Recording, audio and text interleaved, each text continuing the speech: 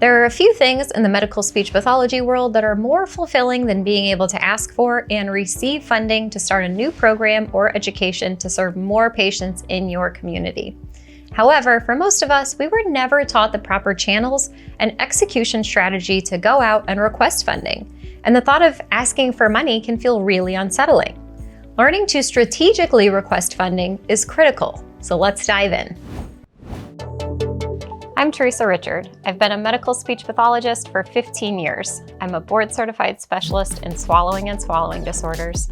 I'm the founder and CEO of the MedSLP Collective and MedSLP Education. It's no secret that our jobs are exponentially easier when we have the knowledge, education, tools, and support from upper management and our corporate colleagues. You're able to serve your patients better. You're able to serve more patients more efficiently. You end up feeling really, truly fulfilled in your career. You see, medical SLPs are hardwired to be critical thinkers, kind, compassionate, empathetic change makers. Yet we aren't taught how to navigate the crucial conversations, create proposals, and connect with the right leaders in our organizations, leaving us feeling defeated and our patients underserved. We're taught to check boxes and fill in word banks. It's time to remove the burden of knowing what we don't know and show up in our career with a higher level of intent. And it's time to learn the frameworks and systems to properly advocate in your facilities, because there is power in knowing who to connect with and what to say. While I would love to say there is a clean, straightforward process with steps to follow in advocating for funding, the truth is there are several components that when you focus on them consistently, you will start to see some growth. This is more like a circular ecosystem than it is a step-by-step process.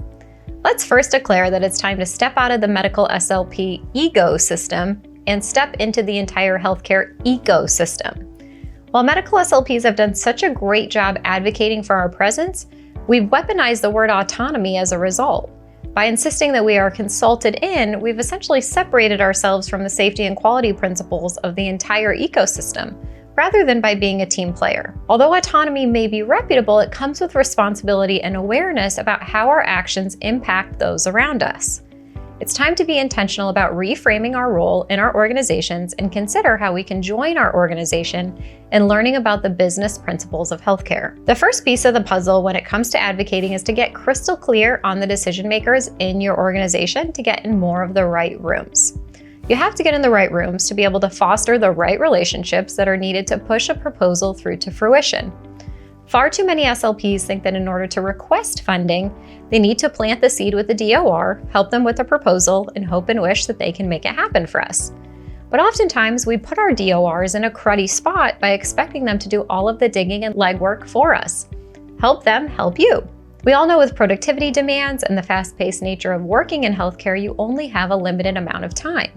You must clearly understand who your best advocates, decision makers, and champions are, and who you connect with the best so you can spend your time in the right places and don't end up spinning your wheels.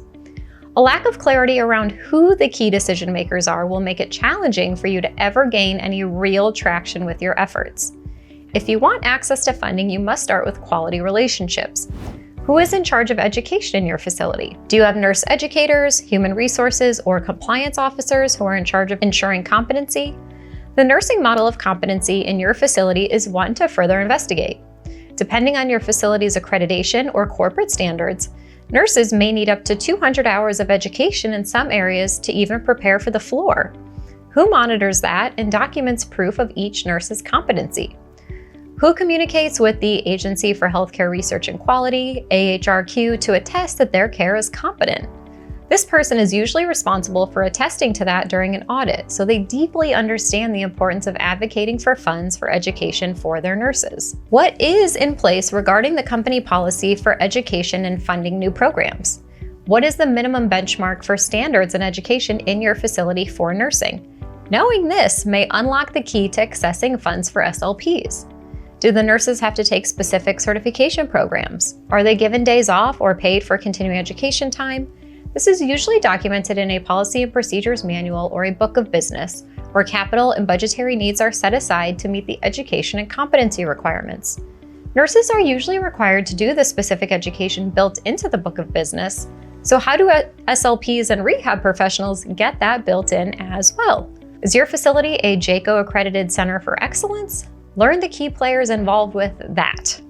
For specific accreditation standards, there must be documented proof of competency for SLPs and rehab professionals. If these competencies are not met or registered correctly, risk management or other governing organizations can issue citations. Does your organization have a protocol for attesting to your competency in MBS-IMP, fees, or cardiac or neuroeducation, to name a few? Where is your validation that you have competencies with updated, standardized approaches for education?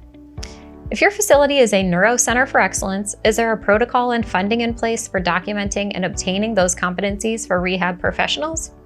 Stroke, cardiac, and neuro centers for excellence all have rehab components built in. They might need to be defined. If SLPs need to be accreditation ready and it's outside the policy or procedures manual, it needs to be built in with funding to support it. Just because it may not be easily accessible doesn't mean it does not exist or it can't be created. So who documents clinical education for the rehab professionals?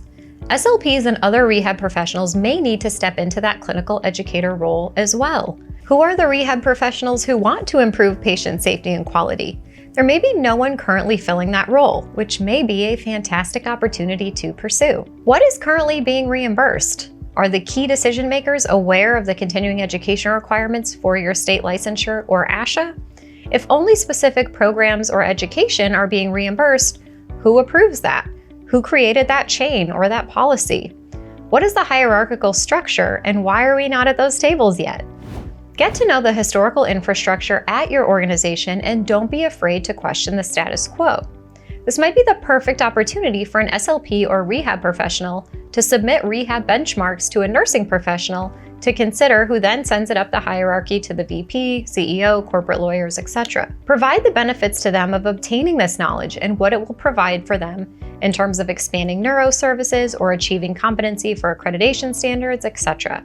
There is so much money allocated to education and new technology each year that needs to be used, so go find a use for it. Are you enjoying this video so far? I'll be posting other videos just like this one that you won't want to miss, so make sure to hit that like and subscribe button and turn on the notification bell. Also, do you have any specific questions about requesting funding? Leave a comment below and tell me about it. We'll be sure to get your questions answered as soon as possible. Make sure to stick around to the end to claim a freebie or two. Number 2, now that you know who to find, it's time to figure out what your organization needs to operate. First, consider swapping out the term evidence-based practice with patient quality and safety. Sure, evidence-based practice is essential. Still, the key leaders and compliance officers often make financial decisions based on patient safety, quality, and value-based outcome parameters that are already implemented. Do any of these terms ring a bell regarding what your organization focuses on? Patient safety and quality, risk management, acquired healthcare conditions, readmission rates, value-based purchasing, disease-specific care, certification in heart failure and stroke. If you hear any of those terms repeatedly in your facility, then this is what your organization is focused on. Are SLPs the missing link in any of these practices connected to education, which are connected to patient outcomes? How can your cause impact these parameters? That's the language to start using. Number 3. Timing is everything. Once you've got the who and what figured out, you need to know when to pursue these opportunities. Learn when meetings are being held between the key leaders so that you can attend to start cultivating relationships. Often, other departments are grateful to see more involvement in various committees. Learn about different committees or compliance officers, or when quality and safety officers meet. This can be a great way to collaborate with other departments. Figure out when budget time is so that it can be accounted for either this year or next year. This is often a considerable obstacle for many SLPs when requesting funding. We get all excited, we run to the DOR, submit our proposal, and find out that the budget and capital requests have already been approved for this year. And we get discouraged. But no sweat, find out when the process starts again. If you can get an idea of when the process restarts and when those capital budget meetings are, you can attend to propose your idea in person. Persistence is vital, and if it's not meant to happen this year, then make sure you're first in line for every other opportunity after that. By the way, I've got a free gift for you over at teresarichard.com/advocacy. You'll get instant access to a 60-page playbook that I created to help you advocate for yourself and any new trainings or programs you want to pursue in your organization. Inside, we talk even more in depth about identifying the key players to help you accomplish your goals.